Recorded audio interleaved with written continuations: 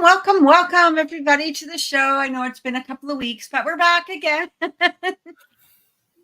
We seem to like a little bit of a disappearance sometimes, but absence makes the heart grow fonder. What's that, Trevor? You guys celebrate Cinco de Mayo in Canada? Oh, sort of, I guess, in some ways, I suppose. I actually posted a picture of Cinco de Mayo. I was in Disneyland, Disney World, and they had the man and the woman skeleton, I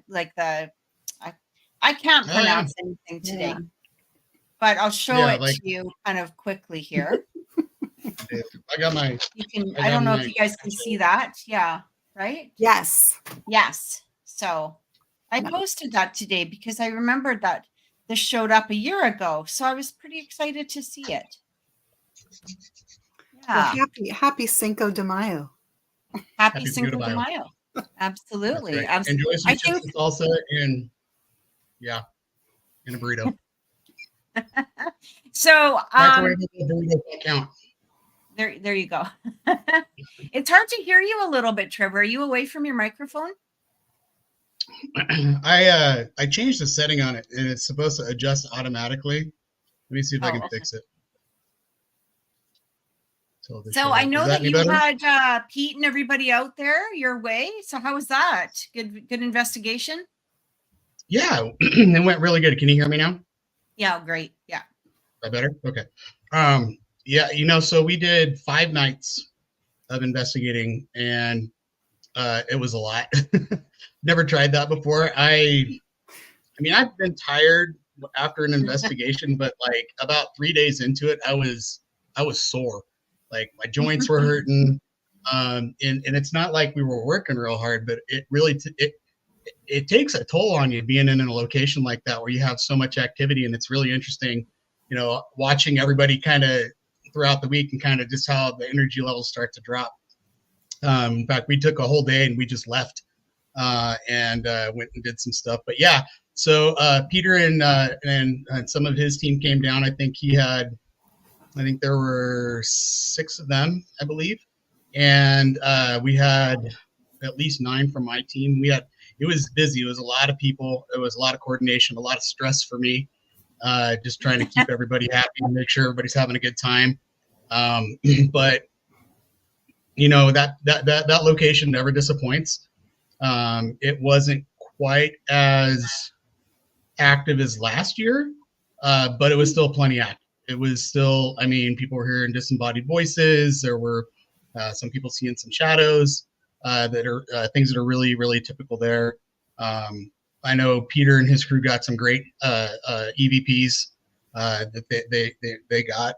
We're getting all of our stuff downloaded because Peter and his crew, they run all their stuff is handheld, and they kind of review things like right then. Like if they think they got something, they'll kind of stop. They'll stop what they're doing and they'll go back and listen. And nice. And then we run all of the static cameras. So I've got cameras that are running, 12, 16 hours at a time, plus all the handheld stuff that we're doing. So ours, we have to get back and get it all dumped down and uploaded to our FTP and then divvied out. So I imagine that'll take us a few months to get through all of that. Yeah, that's going to be a lot of looking through, I bet. Yeah, but it was a lot of fun. So I'm still hoping one of these days I can get you two down here to come out and check it out and see what you think. And yes, still want to do it. Still want to go. Yeah, I hope so. That would be so much fun. Oh yeah. Yeah. It's a blast. So and then there's just other places around. I introduced them to a place called Stricker Ranch, which is right along the Oregon Trail, and it's got a lot of history and a lot of alleged activity out there as well. And a lot of history out here. It's just a lot of history that most people don't know about. So it's kind of cool. That's very cool. Well, really the lives were really great. The Facebook Live, that was so much fun. Yeah. That was fun. Yeah, because you caught an EVP during Facebook Live, right? That first night. I did, and I heard it like it was right next to me. That was really cool. That's so cool. Yeah. And that's really what we're hoping for, is not only people can kind of see us, investigating, but I mean, that is a tool to investigate with. I mean, that's not the first time that a viewer has actually caught something during an investigation that we're able to alert us on it. And I'm hoping we'll go back and we're going to clip that out and we'll be able to. That is so cool. That is so cool. Right? That was cool. Yep. Because you're not there. And so it makes it a little bit easier sometimes to hear them too. Or, like you're not involved in whatever's going on, or your attention's not somewhere else. Like I think that's amazing. That's so fantastic. So cool. So cool. And it's going to get better. So we're actually working on building up a really cool. Basically, I think we're going to be utilizing StreamYard, but we're going to be able to broadcast live to pretty much all the streaming. So YouTube, Facebook, Twitch, Instagram. We're going to be able to shotgun feeds out to all of them at the same time. So that's going to be pretty cool. And hopefully I'm going to get to the point where, because like a lot of it, like we'll do with our, I'll do with my phone. And if people don't want to follow us around and they like to watch like the static cams, they're going to be able to do that. So they can watch the static cams. And I'm going to try to get it to the point where you can select which camera you want to look at. Nice. And so, because if you're looking at all of them, you don't get any sound, and we have to have somebody sitting at base that's going to change the channel to whatever camera somebody wants to look at, and then you can get sound. But I'm hoping they can just do that from home eventually. So, wow, that would be so cool. Be like having, your very own paranormal investigation in your own house. Right? Yeah, I think it'd be a lot of fun. So, and when you're tired, you just shut it off and go to bed. It's no big deal. Yeah, that's all. Or fall asleep with your phone on your face like I did. But that's another story. Oh my goodness. Well, I'm excited about this topic. Lynda, you actually brought up this topic, and you had suggested it in regards to, opening up to spirit, and what, what to be aware of, the risks, the benefits, all of that. And what was making you think that? I want to ask that. Like, what made you think of this topic? Because I love this topic. I think it's great. Well, about 3 or 4 days ago, I was actually speaking with someone who goes to our meetings on a regular basis, and they were hoping that our next guest speaker was going to be somebody that could answer their question, and it had something to do with opening up to spirit. And okay.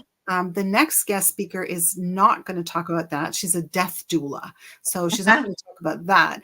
But I'm hoping that come September, we'll probably have somebody who will, because this particular person is finding that spirit wants to speak through her, but she doesn't quite know how to open herself up, because when she was younger, she kind of pushed it away because it was scary. So now she wants to open up a little, but she still has that fear. And I think a lot of people out there are probably really, or can be really open to spirit, but there is that fear of, okay, what if I open myself up too much? Can spirit do things? Can they occupy my body? Can they use me? And how does that work? And they've got all these questions. And I mean, opening yourself up to spirit puts you in a little bit of jeopardy sometimes, especially if you don't know who you're opening up to. So what we should do is specify too, as to what type of spirit. So when we're talking about spirit, we're not talking particularly in a religious sense, in one specific. Like, this isn't a Catholic thing. This is not a Muslim thing. This is not a this thing. It's not a that thing. It's not, you know what I mean? This is about opening up to spirit on a general sense, I believe, is what we're talking about. Now, for some, this, spirit can relate to our spirit guides. Spirit can relate to ghosts, or those that have passed over. Spirit can relate to some as a more of a demonic entity type of thing. So when we're talking about spirit, we're basically talking about spirit on a general form, for for the most part, but I think I understand what this person is talking about. And, basically I think to some degree they're asking, are they psychic? Or can they receive messages? Can they channel? Can they, receive, maybe it is people that have passed over, all of that sort of thing. So yeah, I think that's a really fascinating topic to get into for sure. And it can, as somebody who does channel, okay, occasionally, right? Or has had the spirit come through, to channel it. You have to be in a place where you're comfortable with spirit to begin with, and this can take years. I mean, any level should be going, oh, I'm just going to do this, or I'm going to just allow this, and this can take a lot of work as to figuring out the messages that you're hearing, allowing those messages to come through. It's sort of like, and I mean, I'm sure that we've all dealt with them, especially being on paranormal teams where somebody says, oh, I'm a psychic, because, I don't know, they guess that the sky was going to turn blue that day or something like that. And, and so, but they're coming from a very basic level. And it's like, how long have you been doing this for? Oh, well, I just started last week, or I played tarot cards, or I did this, or whatever it is. Like, it takes a long time to really allow channeling to happen in a safe manner. And even when I've been able to channel, or when I've had that, I can feel spirit coming in and kind of just sliding, I guess the best way, sliding me to the side. Like, you know what I mean? But I still have full cognizance of what I'm doing and saying. And I can, if I need to, interrupt that. Like, it's not like I'm stuck in that place. It's just sometimes I wasn't able to say what I needed to say, or I didn't have the ability within me to use the right wording, or I get lost in my own thoughts, and so I can't always say what it was that I was trying. And it was like, this is an important message, so we're just going to slide you over, say our message, go back, and then it was literally like that. Here, oh, okay. But if I needed to, I could stop it. But Kathy, yeah, but Kathy, also too, like when you're a psychic medium and you open yourself up, it's almost the same thing as, and Trevor, maybe you'll know where I'm going with this. It's almost the same thing when you're an investigator and you're not necessarily a psychic medium, but you're opening yourself up to the frequencies and all of those things that are happening in your environment, especially when you're on an investigation or you're speaking with a potential client and you're in their environment. So you're opening yourself up to all of those different frequencies and all of that's happening, correct? So, you know yeah, what? Yeah, absolutely. Right, Trevor? Yeah. Well, yeah, I think, and, for me, investing, I agree. You kind of have to, say, how do I put it? It's kind of like, yeah, I mean, I'm opening up myself to basically receive a message. Basically I'm opening up, hey, you have something to say, I'm listening. I am putting out my feelers, if you will, to see if I am picking up something different. Exactly, my little antennas, my little feeler antennas. Yeah. My concern is, so, and I've talked about this to my investigators in the past too. It's like, we talk about, I've had investigators that one of the first things, hey, hey, we're here to talk. We're friendly. You can come up, you can touch me, you can do this, you can, and I'm like, ooh, time out. Because there's got to be there's boundaries. You've got to have boundaries. I had an investigator one time, years and years ago, that talked about. I wasn't there when it happened, but they were investigating the Columbia River Gorge Hotel, and he talked about how he was kind of egging them on, and it's like, hey, you're pretty tough, hey, why don't you come over and show me how tough you are? Da, da, da. Well, he developed these 2 scratches going up his arm, And it was, okay. For most people, that would probably be like, oh, all right. Hey, yeah, you got something there. Cool. Time to back down. That wasn't enough for him. Yeah. He's like, really? That's all you got? Next thing that happened, the scratches start bleeding. Great. Okay. So, and then it was kind of like, oh, okay, hey, this is getting real. This is kind of weird. The advice I give people is, because we're talking about, we're not talking about the Holy Spirit, like Kathy said. We're talking about the two different types of entities that we're going to encounter on an investigation: human spirits and inhuman spirits. Okay, either people who have walked on the earth in a human form, or something else that hasn't. Would you ever go into a grocery store and walk out and say, okay, everybody, feel free to come and touch me? No. No, right? That would be crazy. Because you wouldn't. So whatever you wouldn't want a living person to do to you, don't invite a spirit to do it. Does that make sense? So, I would never invite, if somebody wanted me to pass a message, I'm more than happy. You tell me the message, I'll convey the message. But I would not let anybody use me as a puppet. So that would be really uncomfortable for me. I don't know where they'd stick their hand, but that wouldn't be very pleasant. But yeah, I can't even. It's in for Kathy. I mean, it's difficult for me to kind of grasp the whole slide thing too, because it's just got to be an interesting experience in that sense. Yeah, but here's the thing: is like it didn't happen, immediately. It was more. It was a slow process, right? And I guess, some people would refer to it like a possession, but it's not. We'll back up a little bit on that. It's not like that.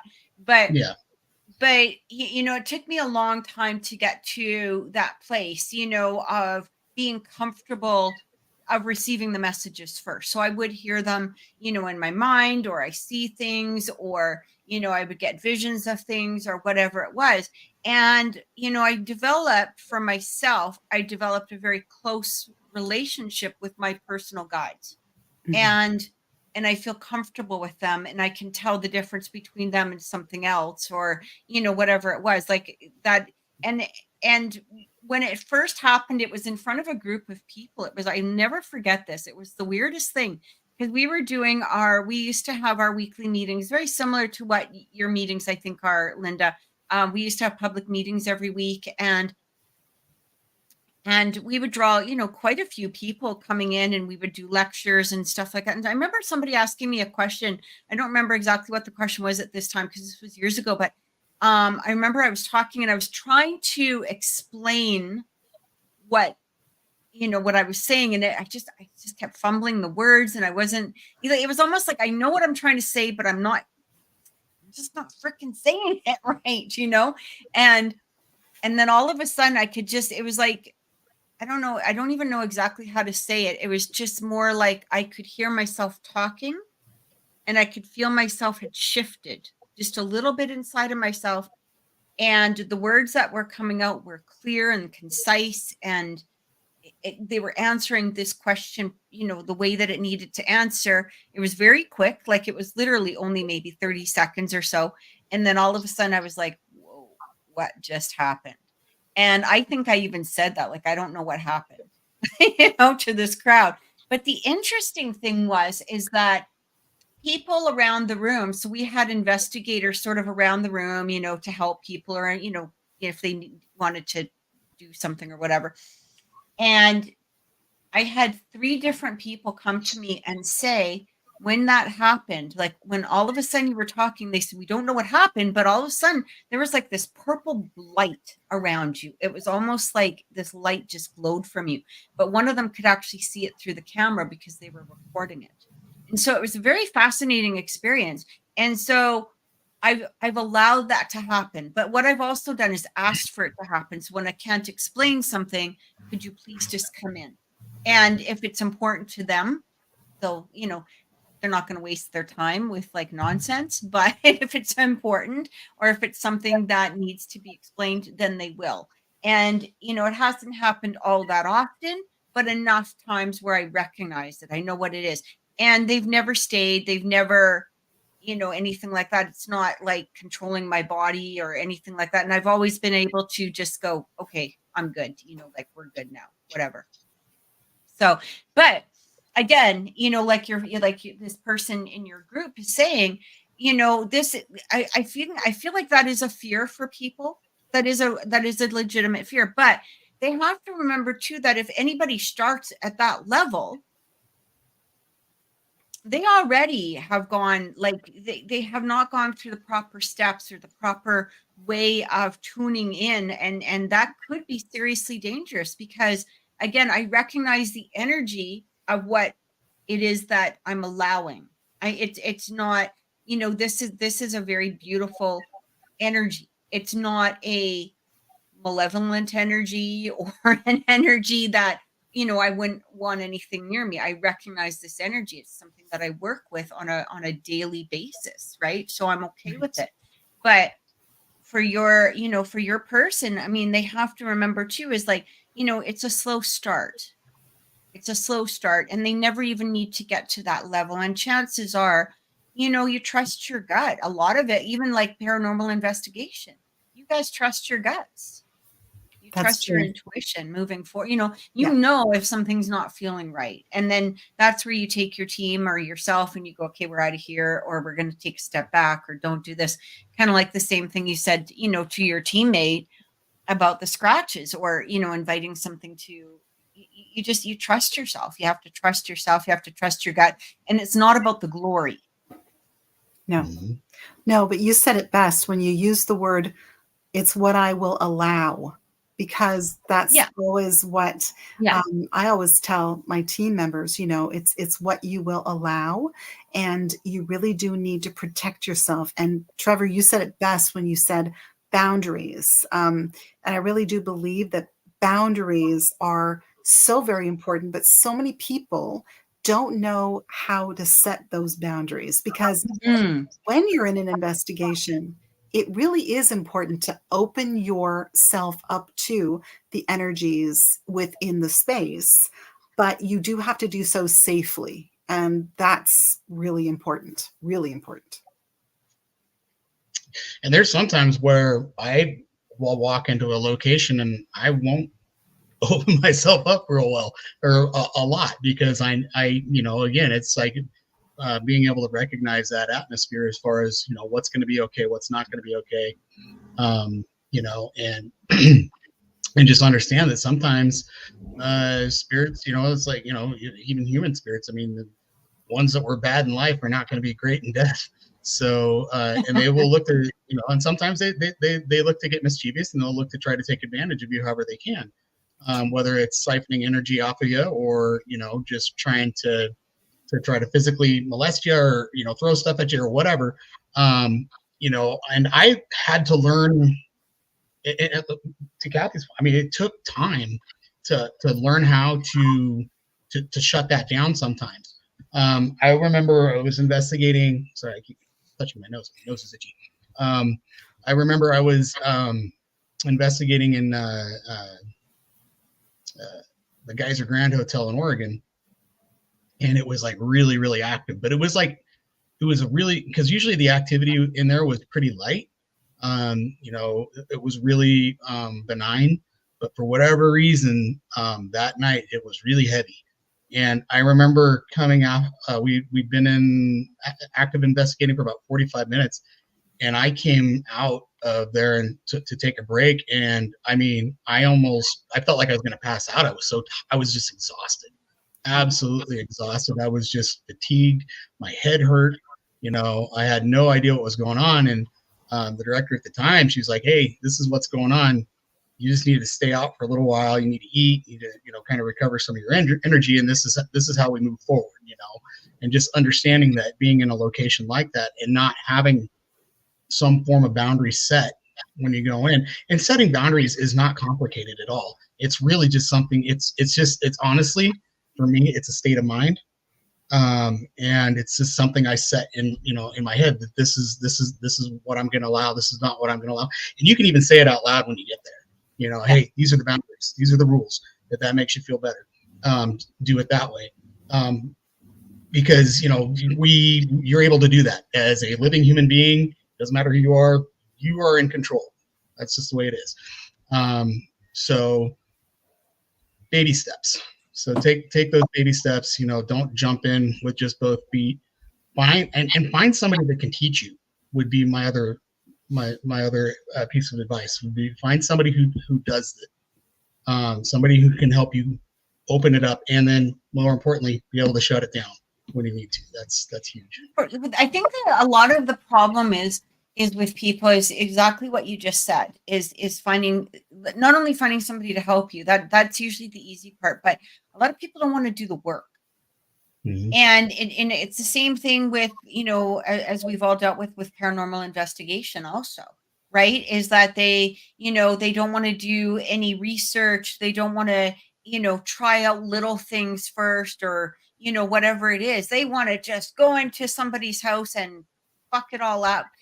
And, bring in a whole bunch of people and do this and do that and tromps all over the place, and bring Ouija boards or bring whatever, that, or, and again, if that's your thing, it is what it is. Right. But the thing is that, there's baby steps, there's small steps to all of this. And, again, going back to trusting yourself, trusting your gut. But it's the taking the time to learn something. It's like, I mean, if you look at it like being a mechanic, for instance, I mean, I'm not going to pull out an engine out of a car without having any freaking clue as to how to put it back. And that's the same type of thing, right? But people, they don't think of it in that way. But yet it's funny because, when it's the spirit world, these can have long-term effects on you on a mental or a physical or emotional basis, right? And not just the investigator, but it can have lasting effects on the people that live there, the house. Yes, as well. It can really mess things up for them. Absolutely. And a lot of people don't bother to, take their time and learn this. It was funny. I had just had this thought in my head, and it's the same thing. Like when I used to do aesthetics, like a long time, like 25 years of aesthetics, and people will, they'll search like all over the freaking shopping mall for the right color of lipstick, or right color of clippers, or whatever, or the right clippers or whatever. But they will go to anybody to have them work on their body, which can have long-term lasting effects on them.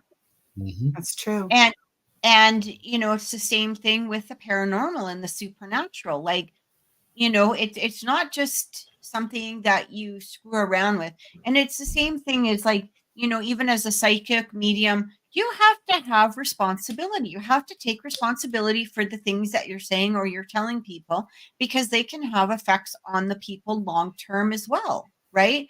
And I've seen, psychics, or pretend psychics, or whatever you want to call them, really mess up relationships by telling people that somebody is messing around or having an affair.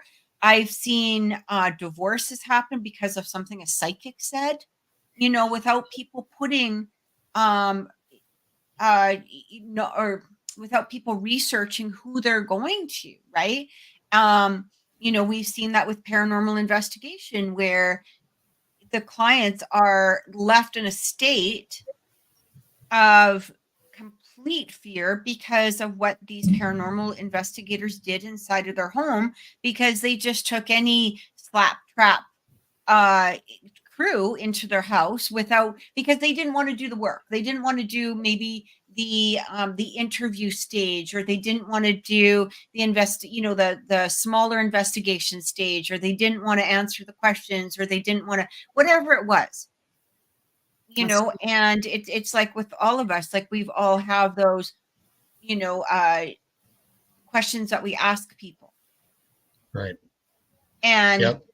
and we do that not just because, it fulfills our day and makes us happy, but because there's reason for it, before an investigation is done.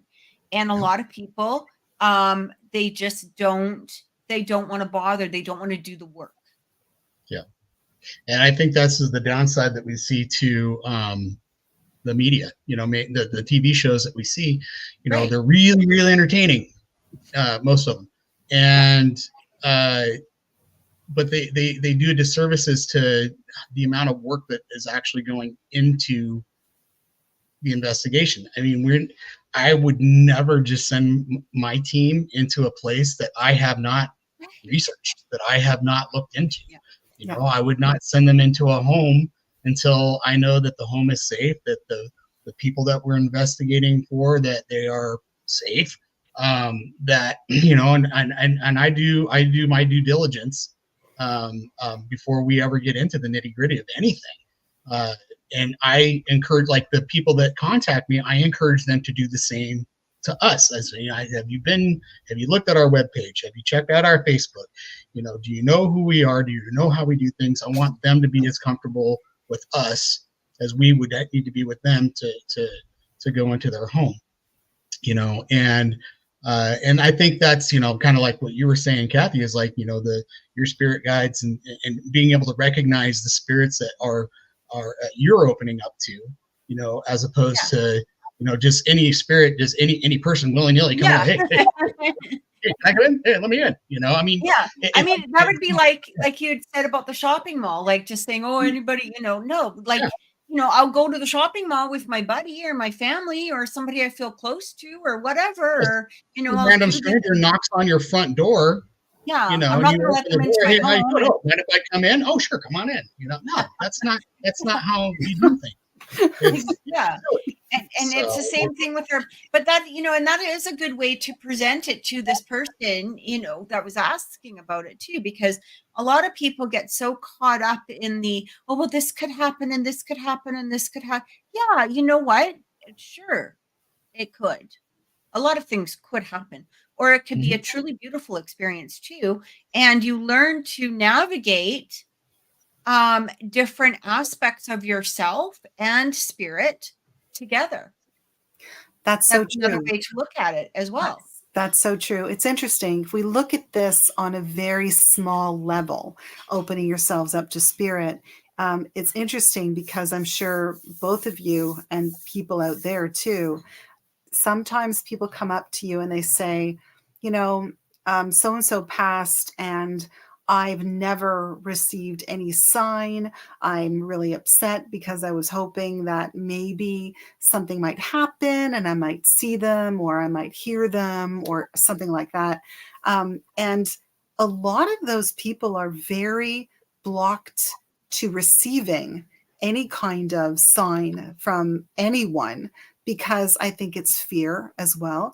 And also not understanding the instincts and the feelings as well. Because when you open yourself up even slightly, then you're going to see things like, the robins or the cardinals or the dimes or the pennies, or you're going to see and you're going to feel, maybe smell something. You have to open yourself up to receiving some kind of a sign. And often when we tell these people, have you ever really opened yourself up to and understanding and becoming aware of your surroundings? I think that's the key, is becoming aware and understanding your instincts about certain things, but becoming aware of what's going on around you. That's step one. And it's true, it doesn't happen immediately, and you have to give it time, and you have to give it space, and you have to give it consideration. But that's the small end of opening yourself up to spirit that I think people out there maybe don't understand, is becoming aware of your surroundings. And that's when you suddenly develop an instinct when it comes to what's good, what's not so good, what feels right, what doesn't feel right. And that's part of what we do as paranormal investigators too. Mm-hmm. The one caution I do have is that, because I fully agree with what you said. I mean, once I started opening up, I remember like long time ago, and once I started opening up, the world just looks different. Like you can't go back. You know what I mean? Like it just looks, it's beautiful. Like you see things in a fully different way. You truly do. But I did get caught into this little phase, especially, and this does start usually when, when you really start opening up, is then you start saying, okay, well, is every number that you see on the clock, is that always an angel number? Or is every dime from spirit, or is this or that or the other? And some people get too caught up into into that realm, and then you're like, okay, but and I've had to deal with this, when doing readings where somebody is clearly their energy is not towards person. Right. Clearly. And, as we all know, we all get people that are a little bit too not believing that this is not going to happen as a relationship. Right. And you've got to, like clearly, like their actions, their energy, like this person has basically said, do not ever call me again. And they'll be like, oh yeah, but I keep seeing 11:11 on the clock, so I have to call them. And it's like, no, that will get you a restraining order. Clearly, if somebody says you're going to see 11:11 tomorrow again. And again, 11. and again, and again. Right. Right. And, and so that's where people have to like, not everything is a sign from spirit. And that's where you've got to, be in that place of, reality to the spirit world or whatever, and it's like when we're dealing with people that want their house haunted. They thrive on the fact that their house is haunted. Yeah. God forbid if you ever tell them that the door slammed shut because a window was open, all hell is going to break loose. They're not going to have anything to do with it. They're not going to believe you. They will fight you tooth and nail that door slammed shut because Grandma Betsy slammed that door, and that is just the end of it, right? And so, but we get that same thing, when doing readings or whatever it is. And we have to be in that place of awareness, like not everything is, and it's okay. Yes. It's okay. Spirit is around us all the time, but not everything is spiritual. Yeah, the benefits and the risks, right? The benefits are that you can become aware and definitely more aware of your surroundings. The risks are that you sometimes get a little caught up with all of it, and sometimes it's just dust. Sometimes it's not an orb, it is just dust. Where have I seen that before? I don't know. I don't know. Somewhere. So I read a book, and I can't remember the author's name. But I do believe the book was called Signs, and it was talking about signs that maybe that we are looking for from our loved ones that have passed, just to let us know that they're still there, or signs, maybe kind of what you're talking about, those spiritual signs that we're looking for. And what the book suggested was basically, if that is something that you're looking for, great. And they kind of talk about the same thing. Not everything is a sign. However, not everything is coincidence either. So right. if you are going to look for signs and you were looking for a specific sign from a specific person, ask for something specific, and something so that you're not going to see in your regular day by day kind of thing. Right. So say like, I was born in 1977, so maybe it's like, okay, show me a sign in the form of a penny from 1977. Right. So then that would be something really I'm going to find pennies everywhere. Well, I used to. Now everything's like digital currency, but if I find a penny and it's cool to me, well, it's 1977, and then I find another one, and then another one, all 1977. Oh my gosh, maybe that's. Now I'm kind of thinking maybe that's right. The sign I was looking for, right? So, but if I just say, show me a white puffy cloud, oh, look, there's signs everywhere. It's amazing. No, not so much. So, be specific and assign and ask for that sign specifically. Yes. And then, yeah, go. Yeah, Cody, that's the one. That's the one. So What happened with that one? that's the book that I was talking about. Oh, okay. As the author. Yeah. Okay. There you go. And you know what? A perfect example of all of this is what happened to Pete when he was using, I think, what was he using? Was he using an app? No, Spirit Box, maybe, when he asked, "Where am I from?" Oh, right. Yeah. You So, want to tell yeah, that one? that was pretty interesting. So I wish he was here to tell it. Yeah. Because I can't think of the place that he's from. Croydon. Because Croydon. What is it? Croydon. Croydon. That's right. So that was really interesting. That happened at Stricker Ranch, and he kind of went off. We were just right on. He was right along the Oregon Trail near a bunch of some of the old buildings and artifacts that they have out there, and he was doing a ghost box interview session. Thank you.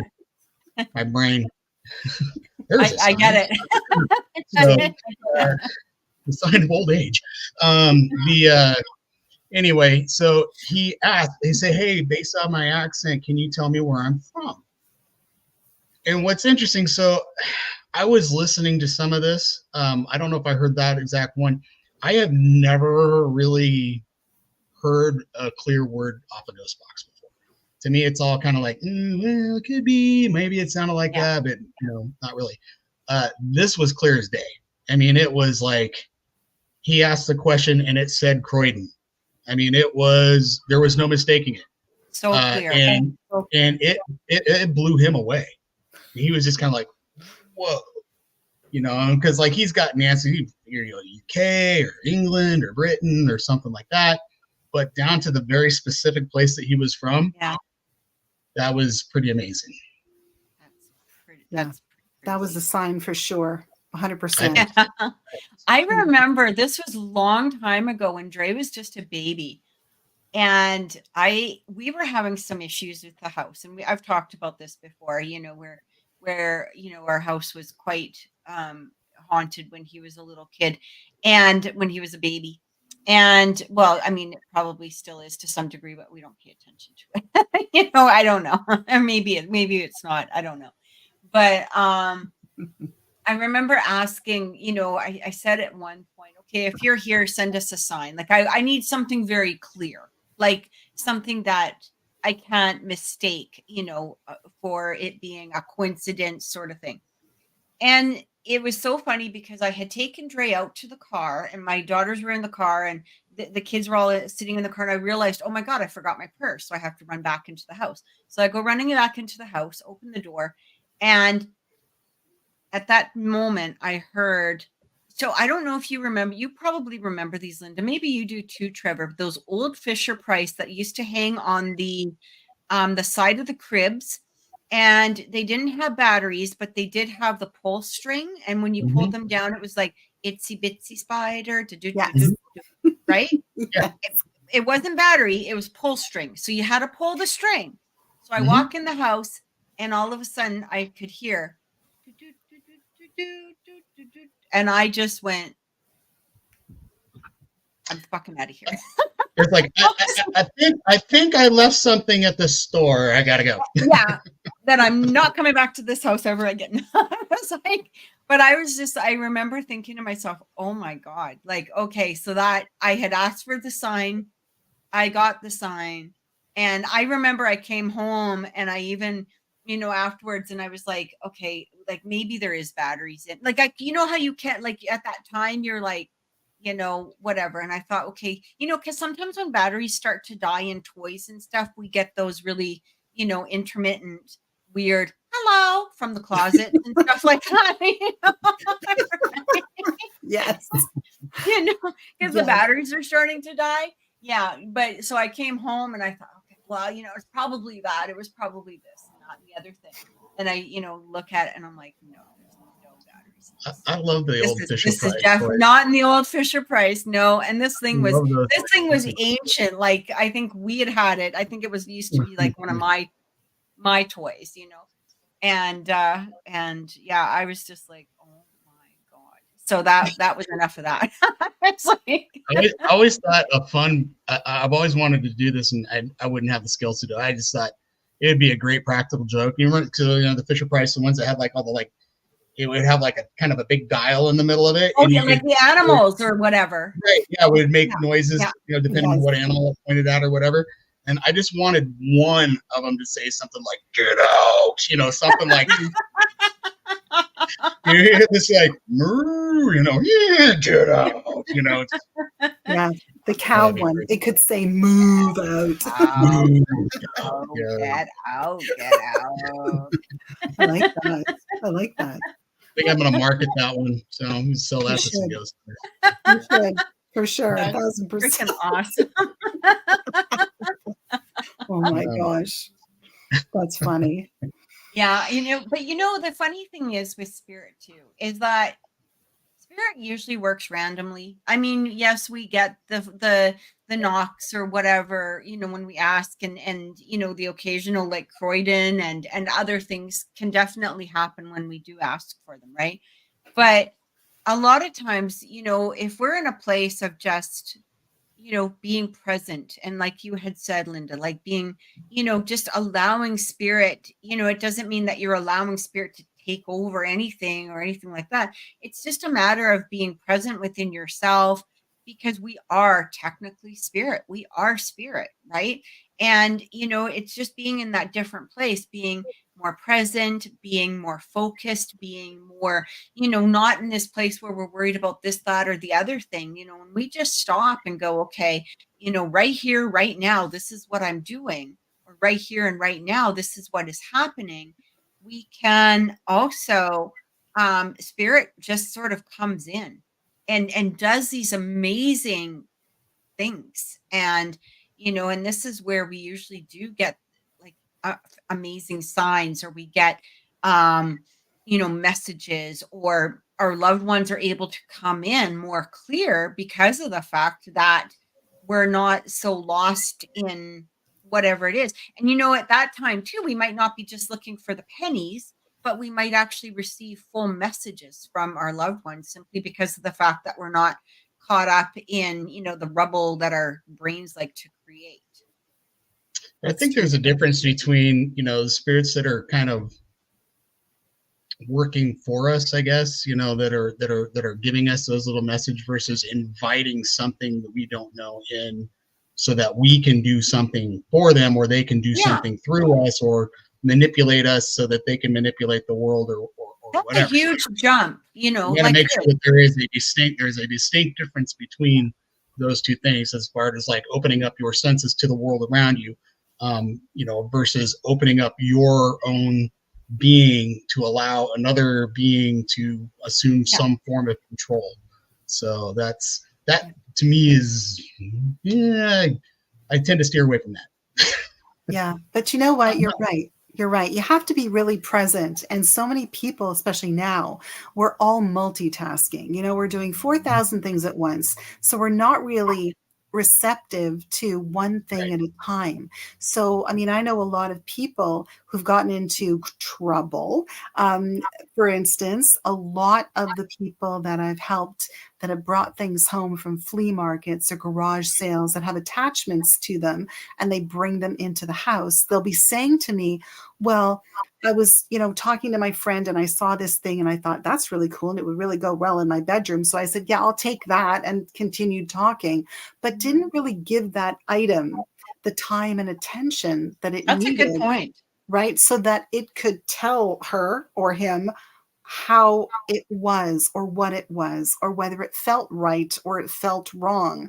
And I think if we give something our time and our full attention, we know how it is going to be. And I know myself, I thrift all the time. I go to tons of estate sales and I look at things, and there are some things that I wouldn't touch with a 10-foot pole, but I make sure that I'm present and I'm in the moment and I'm devoting my attention to it. And I'm not doing 4,000 things at once. I'm checking my phone. I'm talking to somebody else. And I think that's a key as well. And when we do investigations, full well that when we're there, we're fully present in the moment. When we're asking those questions and we have our devices going, we are fully present. We're not checking our phone messages and looking on Facebook, and we're not doing any of those things. We're committed to that time and attention at that point.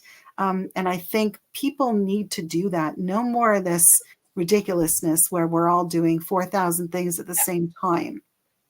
Isn't it kind of ironic, though, the fact that we have these cell phones and computers and all of these electronic things that do our work for us, and yet we're completely less focused than we would have been 100 years ago, where, especially, whether it's men or women, because men had their particular chores that they did that was, a lot and very physical and very demanding. And so did the women, and we had all of that going on. And yet we were way more present within ourselves. And we understood probably ourselves a lot better to some degree than we really do now. Well, I think that's because back then, I mean, and I'm not talking like the 50s or 60s. I'm talking long time ago. We were working for ourselves. Yeah. We weren't working for other people. We were working the land. We were, you had to farm to survive. You had to hunt to survive. You were just present in that moment, day to day, focusing on taking care of yourself, focusing on taking care of them. You weren't worried about everybody else. So, and now, we are dedicated ourselves to being indoors, sitting behind desks and behind screens. And, we're not walking anywhere anymore. We got to travel by car and by plane. And we got to, and it's just go all the time. We got stuff stuck in our ears all the time. We're no longer listening to what's going on around us. We're not watching what's going on around us. We got our phones. Everybody's got their face in their phones. There's no situational awareness whatsoever anymore in today's society. And if people want to find these signs, if they really want to open themselves up to these, to those spirit guides or to, the messages that maybe somebody's trying to give you, you have to put that stuff away. You have to get out of the noise. You got to quiet your mind and find a place of seclusion or whatever, someplace where you can meditate or, just focus on quiet. I call it the quiet. I call it, when I go camping, when I go up into the mountains every year, that's my quiet. I sit down. All I hear is nature, just trees and wind and rivers and whatever. And you're right. We are just so much more busy now. And I think the more automated that we get, the worse it's going to get. So the more technology that we have, we're going to detach ourselves that much further from our natural state, which is being part of nature. So the other thing is having that confidence within yourself and knowing yourself as well, right? And when people say things like, "Oh, I'm scared that this is going to whatever it is become an attachment or this or that," you're basically saying that you don't know yourself, that you would allow something on a negative basis to come in, or you would allow this, or that you don't have awareness, and it goes back to kind of what Trevor was saying too about the shopping mall. Like, you're not going to let anybody just touch you.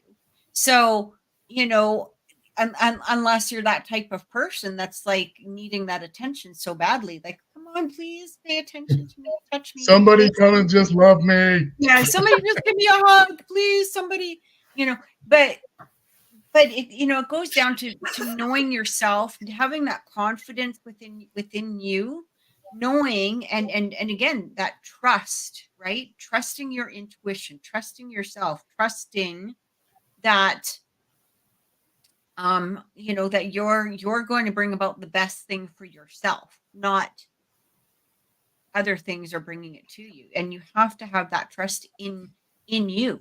And it doesn't mean that when we talk about confidence, some people consider it like a sense of arrogance, but those are very low energy type of people. And so if anybody says to you, or tries to make you doubt your confidence in knowing of who you are, just remember that is a very low energy that they're trying to present to you. And I would be very aware. And again, go back into trusting yourself, into your space, your knowledge of yourself, your own confidence, your own whatever it is that you need to do. If you need to take a step back. And the funny thing is, it is usually, you know, our friends or families or complete strangers that think that they know better. You know, and we deal with this on the internet on a regular basis. And it does break down our confidence at times, or it has the potential of breaking down our confidence because we allow perfect strangers to come in and tell us that we're not correct or that we're not right or that this isn't. I mean, how many times have we, you know, well, maybe not me particularly or you guys in particular, but you know what I mean, as investigators, you know, when something has happened and you hear it from a bunch of strangers how this is this or that is that, and oh, it's got to be this, and you know what I mean, like you're dealing with things on a regular basis that is trying to basically make you not trust your intuition. Mm-hmm. It's other people's nonsense. And when we take a step away from that, that's where we know that we begin building that trust within ourselves again. And so when you have that trust within you, things like what this person had brought to you are not going to happen because you're going to be willing to do the work. You're going to be willing to take the slow steps that are needed towards building up, you know, allowing spirit to come in or allowing spirit to communicate with you. You're going to start listening to those messages, you know, and you're going to start listening to your instincts, right? And I love that. Trust in your instincts and abilities as an investigator too. That's what Cody says. And then he said, if we had situational awareness, we'd be able to accomplish many things, which is very, very true. Very, very true. Yeah. And it takes time to develop. And that's really important too. It does. It's not an overnight thing. But, you know, again, you know, we go back to people just don't seem to have, they don't have the patience.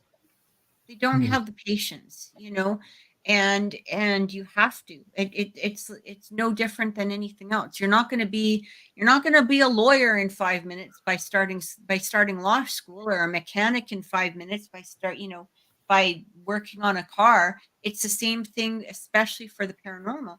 And we're dealing with things that are, you know, can essentially have danger to them, but they can also be truly beautiful too. Well, I mean, that's because we live in a world of instant gratification, right? So, I mean, my internet when I was growing up was the library, you know, that I had to leave the house.